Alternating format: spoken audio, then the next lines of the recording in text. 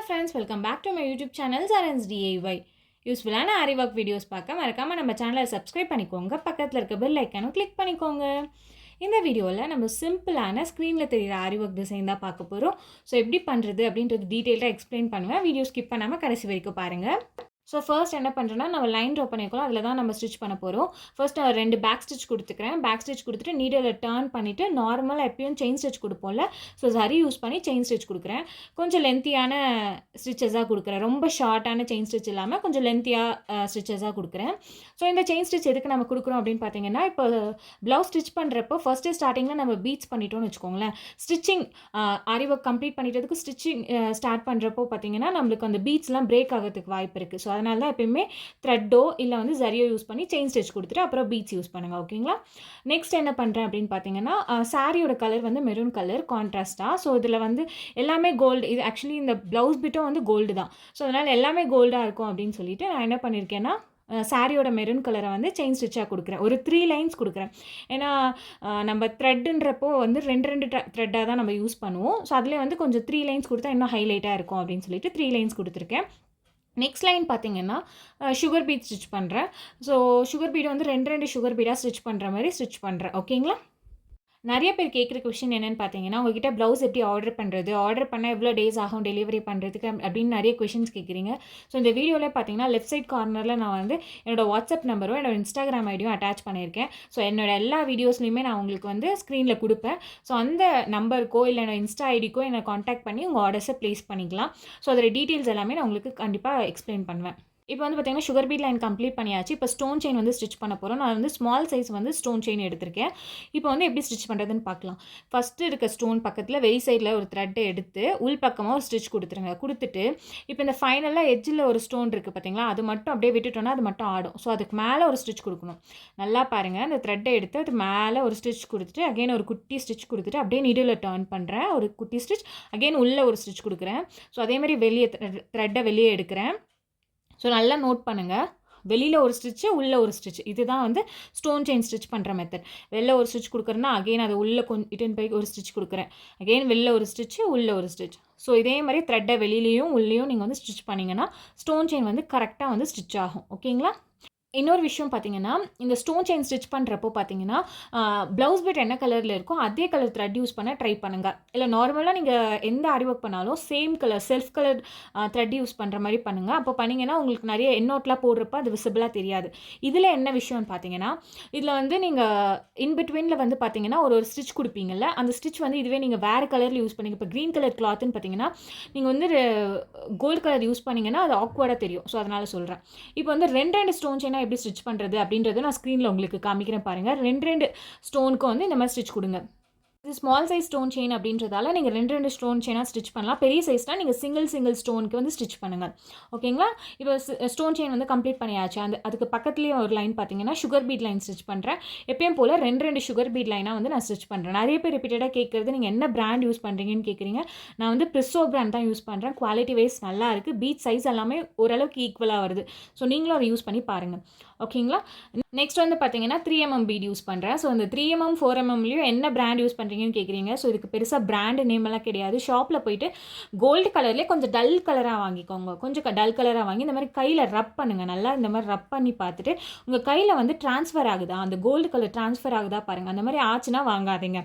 அந்த மாதிரி gold transfer ஆகலைன்னா அது வந்து கொஞ்சம் குவாலிட்டி வைஸ் நல்லாயிருக்கும், கொஞ்சம் லைஃப் வரும். ஓகேங்களா? நல்லா ரப் பண்ணுங்கள். இந்த மாதிரி எனக்கு ட்ரான்ஸ்ஃபர் ஆகலை, ஸோ அதை தான் நான் யூஸ் பண்ணுறேன். இது நார்மல் கோல்டு கலரை விட கொஞ்சம் டல் கலராக இருக்கும். ரொம்ப டல் கோல்டாக இருக்காது, லைட்டாக கொஞ்சம் டல் கலரில் இருக்கும். ஸோ இந்த மாதிரி இருந்தால் வாங்கிக்கோங்க. இப்போ வந்து 3mm பீட் வந்து சிங்கிள் பீடாக வச்சு நான் ஸ்டிச் பண்ணி கம்ப்ளீட் பண்ணுறேன்.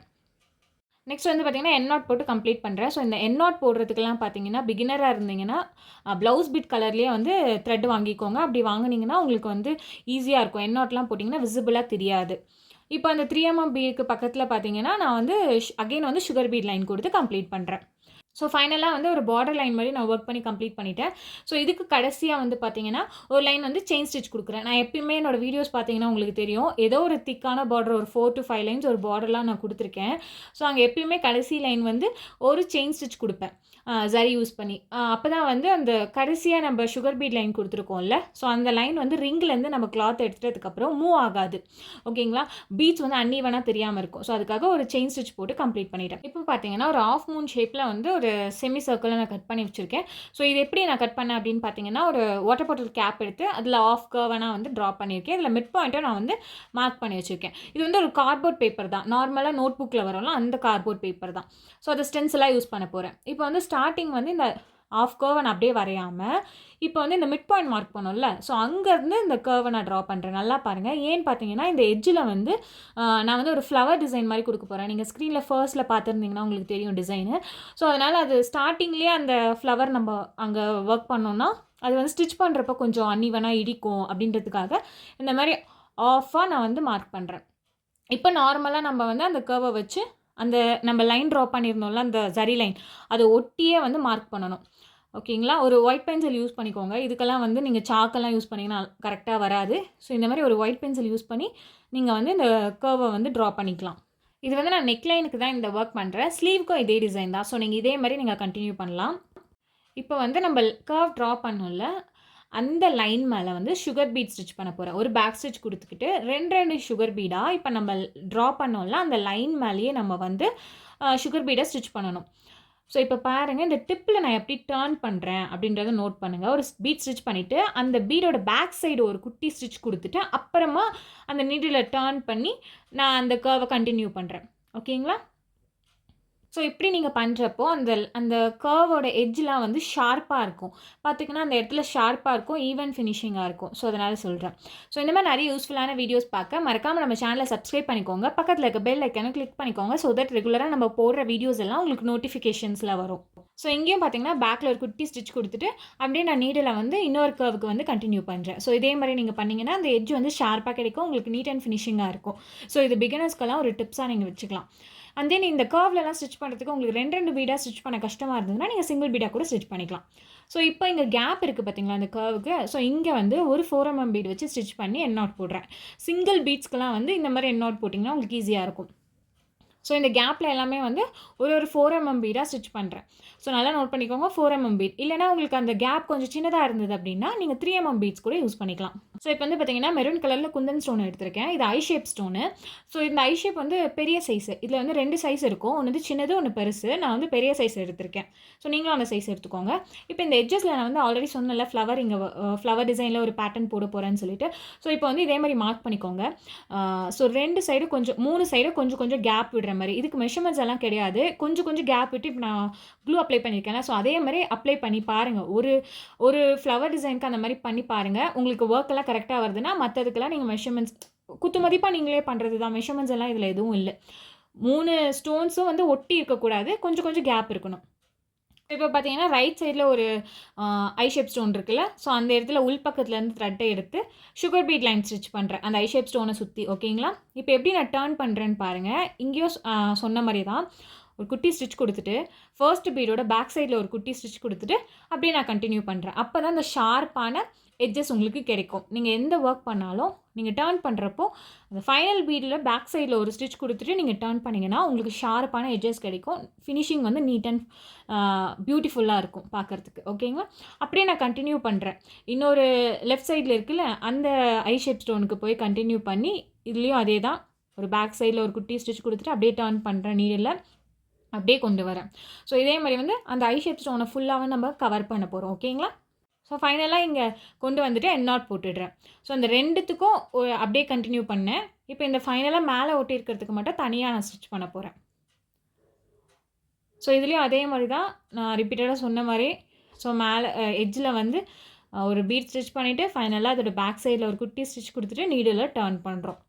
இப்போ பாருங்கள் இதில் எவ்வளோ சூப்பரான ஷார்ப் ஃபினிஷிங் கிடச்சிருக்கு இந்த டிசைனுக்கு. இந்த ஃப்ளவர் டிசைனுக்கு ரொம்பவே அழகாக இருக்குது பாருங்கள், நீட் அண்ட் ஃபினிஷிங்காக. ஸோ இதே மாதிரி மற்ற ஸ்டோன்ஸும் நம்ம வந்து கம்ப்ளீட் பண்ணணும். அதே ஃப்ளவர் பேட்டர்னில் தான் நான் ஒர்க் பண்ண போகிறேன். நிறைய பேர் வந்து இந்த ப்ளவுஸ்க்கு எவ்வளோ சார்ஜ் பண்ணுறது அப்படின்னு கேட்குறீங்க. ஸோ நான் வந்து ஸ்க்ரீனில் வந்து 1200ன்னு போட்டிருக்கேன். பட் 1200 தான் நீங்கள் வாங்கணும்னு கிடையாது. நீங்கள் எவ்வளோ வேணாலும் சார்ஜ் பண்ணலாம். லைக் ஸ்டார்ட்டிங் நீங்கள் வந்து 1000லேருந்து 1500 வரைக்கும், இல்லை 1000 தான் வாங்கணுமா, 1000க்குள்ளே வாங்கக்கூடாதா, 800 900லாம் வாங்கக்கூடாதுன்னா வாங்கலாம். நீங்கள் பிகினராக இருந்தீங்கன்னா கண்டிப்பாக நீங்கள் சீப்பாக கூட பண்ணி நீங்கள் வாங்கலாம். ஓகேங்களா? அப்போ தான் உங்களுக்கு நிறைய கஸ்டமர்ஸ் வருவாங்க. அண்ட் தென் உங்கள் ஒர்க் நீட் அண்ட் ஃபினிஷிங்காக இருந்ததுன்னா நீங்கள் எவ்வளோ வேணால் சார்ஜ் பண்ணலாம். இதே உங்கள் ஒர்க் கொஞ்சம் கொஞ்சம் இப்போ தான் நீங்கள் ஸ்டார்ட் பண்ணுறீங்க அப்படின்னா உங்களுக்கு ஃபினிஷிங் எல்லாம் ஒழுங்காக வராது. அந்த மாதிரி இருக்கிற பட்சத்தில் நீங்கள் வந்து கம்மியாக கூட சார்ஜ் பண்ணலாம். 1000 பிலோ கூட நீங்கள் சார்ஜ் பண்ணலாம். ஸோ ஒன்றும் தப்பு கிடையாது. உங்களுக்கு கஸ்டமர்ஸ் வரணும், நிறையா கஸ்டமர்ஸ் வரணும் அப்படின்னீங்கன்னா, நீங்கள் வந்து லோ பட்ஜெட்டில் நீங்கள் பண்ணிங்கன்னா நிறைய கஸ்டமர்ஸ் வருவாங்க. அப்புறம் நீங்கள் வந்து உங்களுக்குன்னு ஒரு ஸ்டாண்டர்ட் வந்துடும். உங்களுக்கு நல்லா வந்து ஒரு ஃபினிஷிங் வந்துச்சுன்னா நீங்கள் எவ்வளோ வேணால் சார்ஜ் பண்ணலாம். கண்டிப்பாக உங்களுக்கு அந்த கஸ்டமர் வந்து ரிட்டர்ன் ஆவாங்க. ஓகேங்களா? ஸோ இப்போ இந்த ஃப்ளாரை நம்ம கம்ப்ளீட் பண்ணிட்டோம். நெக்ஸ்ட் என்ன பண்ண போகிறோன்னு பார்த்தீங்கன்னா, இப்போ இந்த மிடில்ல வந்து கொஞ்சம் கேப் இருக்குல்ல, ஸோ அந்த கேப்பில் வந்து நான் இப்போ அங்கே ஒரு ஃப்ளவர் மாதிரி குட்டியாக நான் ஸ்டிச் பண்ண போகிறேன். ஒரு 3mm பீட் ஸ்டிச் பண்ணிவிட்டு, அப்படியே நான் வந்து அதை சுற்றி வந்து ஒரு லைன் வந்து சுகர் பீட் லைன் கொடுக்குறேன். இப்போயும் 2 சுகர் பீடாக தான் வச்சு ஸ்டிச் பண்ணுறேன். ஓகேங்களா? ஸோ இதே மாதிரி வந்து எல்லா அந்த கர்வோட மிடில்லையும் வந்து மிட் பாயிண்ட்லேயும் நம்ம வந்து ஸ்டிச் பண்ணி கம்ப்ளீட் பண்ணிக்கலாம். ஸோ ஃபைனலாக எண்ணாட் போடுறப்போ உள்ளே இந்த மாதிரி ரவுண்டுக்கெலாம் வந்து உள்ளே எண்ணாட் போடுங்க. அப்போ தான் வந்து ஃபினிஷிங் நல்லாயிருக்கும். வெளியிலே போட்டிங்கன்னா அந்த எண்ணாட் விசிபிளாக தெரியும். அப்போ வந்து உங்களுக்கு பார்க்க ஈவனாக இருக்காது, நல்லா இருக்காது. சம்டைம்ஸ் அந்த எண்ணாட் ரிமூவ் ஆகிறதுக்கு கூட வாய்ப்பு இருக்குது. ஸோ அதனால் வெளியவே எண்ணாட் போடாமல் உள்ளே ஒரு குட்டி ஸ்டிச் கொடுத்துட்டு எண்ணாட் போடணும். குட்டி ஸ்டிச் கொடுத்துட்டு தான் எண்ணாட் போடணும். ஸோ ஃபைனல் லுக் வந்து இப்படி தான் இருந்தது. இது வந்து ஃப்ரண்ட் நெக் நான் உங்களுக்கு பண்ணி காமிச்சது. பேக் நெக்கும் இதே டிசைன் தான், ஸ்லீவ்க்கும் இதே ஒர்க் தான். பார்க்க ரொம்ப சிம்பிளாக இருக்கும். பட் ஆனால் நல்லா கொஞ்சம் திக்கான பார்டர், நல்லா வந்து உங்களுக்கு நெக்கு பாருங்கள், நெக்கு ஃபுல்லாகவே கவர் ஆகிடுச்சு. ஸோ இதில் நீங்கள் புட்டா ஒர்க்ஸ்லாம் கொடுக்கணும்னு அவசியமே கிடையாது. ஸோ இப்போ நீங்கள் பார்க்குறது வந்து ஸ்லீவ்க்கும் இதே டிசைன் தான், புட்டா ஒர்க்ஸ் எக்ஸ்ட்ரா கொடுத்துருப்பேன், அவ்வளோதான். ஸோ இந்த டிசைன் ரொம்ப அழகாக இருந்ததுன்னு கஸ்டமரும் சொல்லியிருந்தாங்க. உங்களுக்கு இந்த டிசைன் பிடிச்சிருக்கா அப்படின்றது எனக்கு கீழே கமெண்ட் பண்ணுங்கள். நெக்ஸ்ட் இந்த மாதிரி வீடியோஸ் வேணும் அப்படின்றத எனக்கு கீழே கமெண்ட் பண்ணுங்கள். இந்த மாதிரி நிறைய யூஸ்ஃபுல்லான வீடியோஸ் பார்க்க மறக்காமல் நம்ம சேனலை சப்ஸ்கிரைப் பண்ணிக்கோங்க. பக்கத்தில் இருக்க பெல் ஐக்கானை கிளிக் பண்ணிக்கோங்க.